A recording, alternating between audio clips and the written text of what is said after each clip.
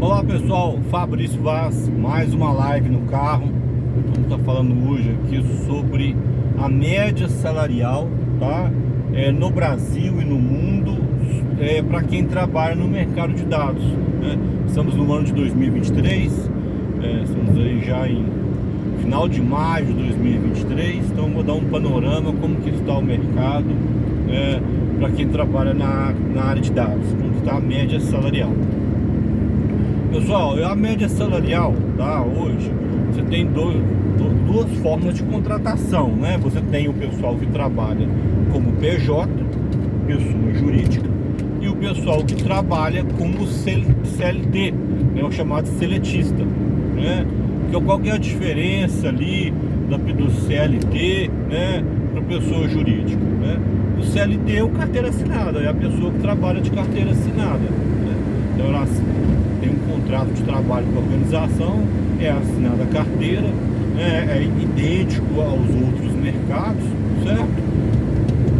Só que o CLT, o seletista, ele tem muitos custos para a empresa e para o empregado também. A gente até brinca no mercado que o CLT ele é o sócio, né? O seletista ali, ele é o sócio do funcionário, né? O governo é o sócio, né? O governo é o sócio do funcionário, o governo é o sócio da empresa. Você paga uma grande quantidade de impostos, né? A empresa também. A empresa tem um custo muito alto para manter o profissional CLT, mas eu gosto do CLT. Você acaba ganhando menos do que o PJ, pessoa jurídica. Mas eu gosto do CLT. Eu vou te explicar por que eu gosto do CLT, né, qual que é a estratégia que eu tomo para minha carreira referente aos meus rendimentos. O PJ, o CLT, pessoal, carteira assinada, não estou dizendo que você é um profissional estável, mas você tem uma estabilidade um pouco maior dentro da empresa. Se você quer estabilidade, passa num concurso, né? Se você quer ficar 100% estável, o ideal é que você seja aprovado em um concurso público. Mas no CLT você tem sim uma estabilidade um pouco maior. Então, a organização, quando ela vai desligar um profissional CLT, você já tem dois profissionais que tem a mesma performance, né? Que tem a mesma performance, um CLT e um PJ, né? Dois profissionais bem parecidos. Ao desligar o funcionário, ela vai dar preferência para o profissional PJ, pessoa jurídica, aquela pessoa que assina a carteira, né?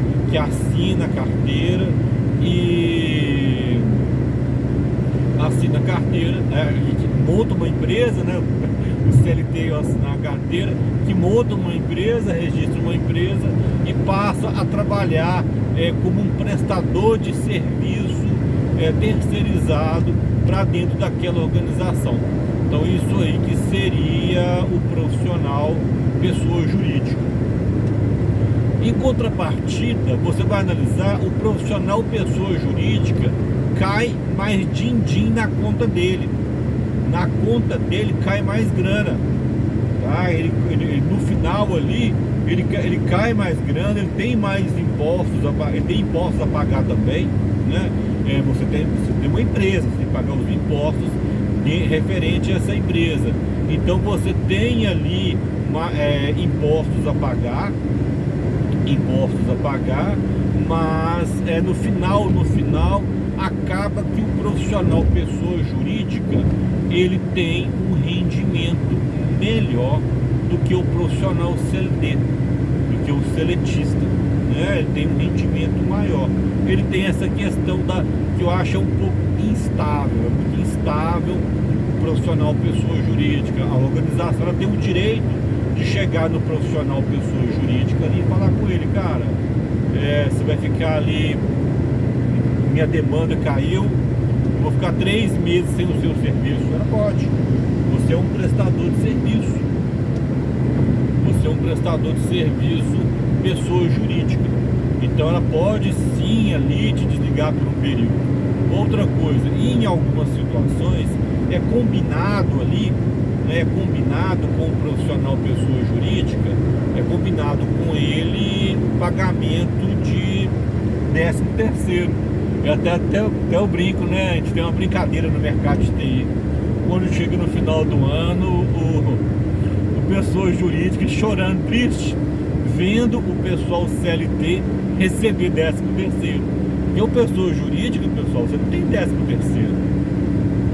13º salário, ele faz parte, né, da CLT, né? Consolidações das leis trabalhistas. Então chega ele no final do ano ali, o profissional, pessoa jurídica, ele não tem ali, ele não tem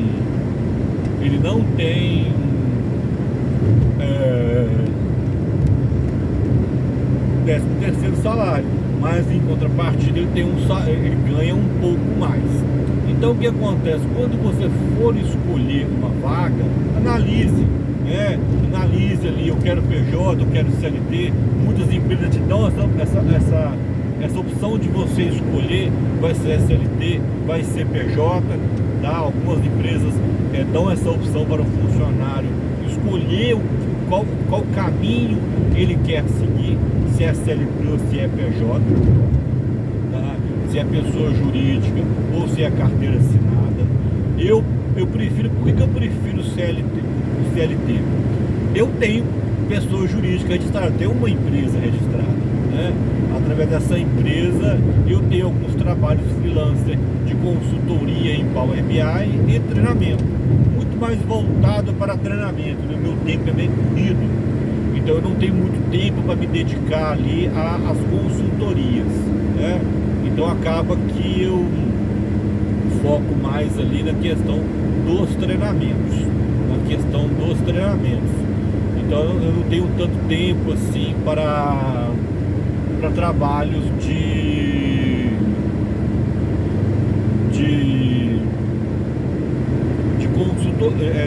consultoria.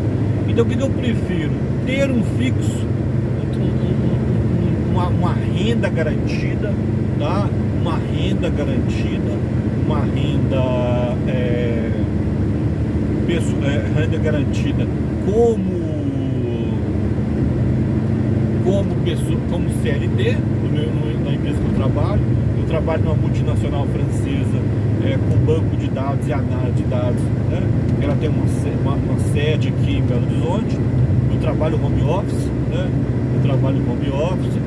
Então eu tenho ali o meu CLT, onde eu tenho ali a empresa pagando o meu INSS, que é muito importante. Você pode pagar sim o seu INSS como pessoa jurídica. Eu vou até dar uma dica no final aqui, essa questão de como registrar a sua empresa pessoa jurídica. Então eu tenho ali uma renda fixa garantida como pessoa jurídica, tá? E como CLT, e em contrapartida eu tenho a minha renda como pessoa jurídica dentro da parte de treinamento, dentro da parte aí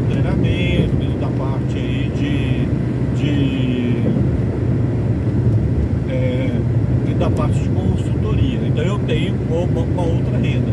Mas se você não tem nenhuma renda, né, e vai iniciar diretamente como pessoa jurídica, né, é um caso a se pensar. A dica que eu tenho a dizer referente a o que você vai fazer ali como registrar a sua empresa como pessoa jurídica,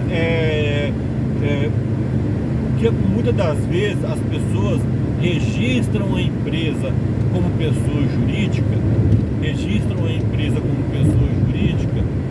e registram um MEI. O que acontece com o MEI, pessoal? O MEI, você vai ter ali uma carga tributária menor. Só que o que acontece? Se você for vir aposentar como MEI, você vai aposentar com um salário mínimo. Então o salário de um MEI, a gente tem que pensar na nossa previdência, a gente tem que pensar se a gente vai aposentar, como que isso vai acontecer, ou até nem pensar em aposentadoria a longo prazo, caso, Deus me livre, você sofra um acidente, você fique capaz de trabalhar. E se você for aposentar como MEI, você vai aposentar com míseros um salário mínimo. Então hoje, como que você vai sobreviver com um salário mínimo? Né? Tem pessoas que sobrevivem, aposentados aí, que vivem com um salário mínimo, mas nós sabemos que é muito difícil. É muito difícil para os profissionais que vivem, para as pessoas que vivem com um salário mínimo. Então eu recomendo que quando você for registrar a sua empresa para trabalhar como pessoa jurídica, você registre um ME, que é o microempresa, o microempreendedor. Qual que é a diferença do ME para o MEI? Tá? O MEI, pessoal, você tem uma limitação de faturamento. Então, se você for ganhar mais de, eu não sei, aumentou um pouquinho, estava entre 80 e 90 mil por ano. Então, para quem recebe entre 80 e 90 mil por ano, né, ele consegue com o MEI. Mas a partir de 90 mil por ano, você já passa a receber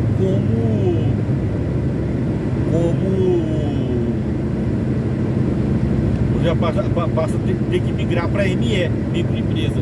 E dentro do ME, você consegue pagar o seu INSS dentro do teto, que é em torno de 600 e poucos reais, 650 reais. Né? Então, teoricamente, você vai ter uma previdência melhor, você vai ter uma aposentadoria melhor. Então, caso você aí, né, como microempresa, fosse aposentar, pagando ali não acima de um salário mínimo para o INSS, você vai estar ali, você vai estar, né, tendo uma previdência melhor. Vamos lá, o objetivo do vídeo, né? Eu fiz uma enrolação toda aqui, 11 minutos de vídeo, até agora não falei de salário. A questão salarial. Hoje, pessoal, a questão salarial, ela depende muito de região para região. Quais são as duas regiões do Brasil com o maior salário? Brasília e São Paulo. Então, Brasília e São Paulo são as duas regiões do Brasil que têm a maior média salarial. Que tem a maior média salarial é Brasília e São Paulo. Tá? Então, o que acontece? Se você trabalha nessas duas regiões, você vai estar tendo um bom salário. Se você trabalha como home office, né, isso aí muda muito, né? Porque você pode trabalhar para uma empresa de São Paulo, de Brasília, do Rio Grande do Sul, ou você morar no interior de Minas Gerais. É o meu caso. É o meu caso. Eu trabalho para uma multinacional francesa e eu moro numa cidade do interior de Minas Gerais. Eu moro numa cidade do interior de Minas Gerais, tá? No interior de Minas Gerais. Então, mas aí o que acontece? Quando eu comecei nessa empresa, a vaga era uma vaga presencial. Eu estou nessa organização desde antes da pandemia. Então, antes de começar a pandemia, eu já estou nessa organização. Então, eu estou nessa organização desde antes da pandemia. Então, meu contrato era um contrato presencial que foi alterado aí para trabalhar como home office, tá? Trabalhar como home office. Então, foi bacana para mim, né? Eu sou muito feliz como home office, tá? Muito feliz como home office. Mas o primeiro ponto é esse, depende da sua região.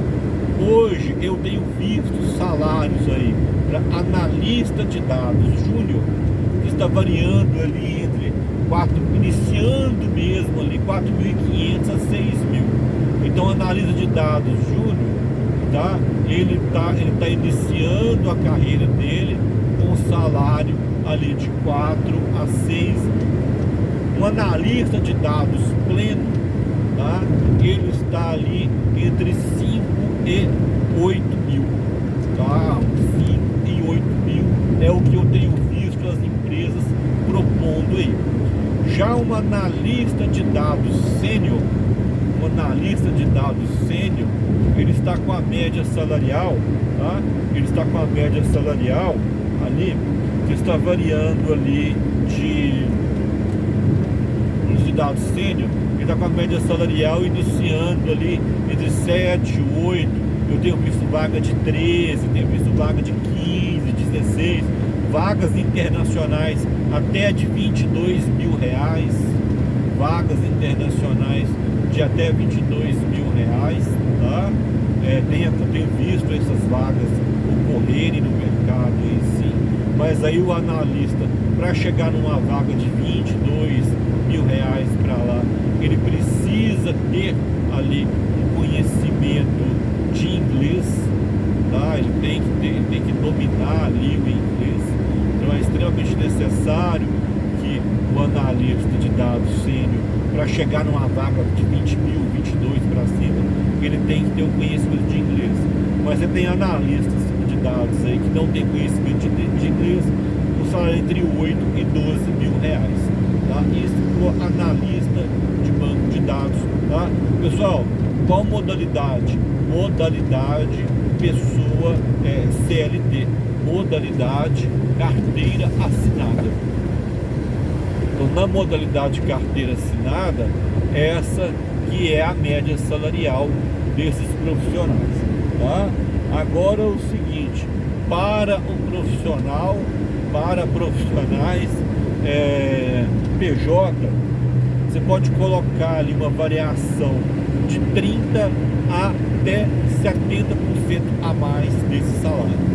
Então, se o profissional ali ele ganha, né, em algumas situações eu vejo até 100%, tá? Até 100%. Se o profissional ele vai trabalhar ali como júnior, né, com a carteira assinada em torno de 5 mil, né, ele chegaria a ganhar até 10 mil, 8 mil como pessoa jurídica. Eu vejo o seguinte, as empresas, elas contratam com mais facilidade um profissional pessoa jurídica. Elas aceitam com mais facilidade um profissional pessoa jurídica, tá? Por que elas aceitam com mais facilidade a contratação? Porque se ela contratou um profissional pessoa jurídica e esse profissional ele não tiver o desempenho necessário, eu contratei um profissional, contratei errado. Isso tem acontecido muito, né? As pessoas conseguem se vender muito bem ali, né? Conseguem se vender muito bem como na entrevista, e na hora de executar o trabalho, essas pessoas não têm aquele desempenho esperado, não tem aquele desempenho esperado. Então acontece muito, né, no mercado, esses profissionais aí serem bem mais aceitos com mais facilidade como pessoa jurídica, ok? Isso então é a vaga, é a média salarial hoje no Brasil para análise de dados, como trabalhar como pessoa jurídica, como trabalhar ali, né, como CLT. Então fica aí, eu vou deixar aqui embaixo na descrição do vídeo o link, tá, do treinamento que nós temos de análise de dados com Power BI, seja uma análise de dados com Power BI. É um curso muito completo, ele tem bônus de Excel, linguagem SQL, banco de dados, tá, SQL. Então, para você ser realmente um analista de dados, ok? Então é isso aí e até mais, pessoal.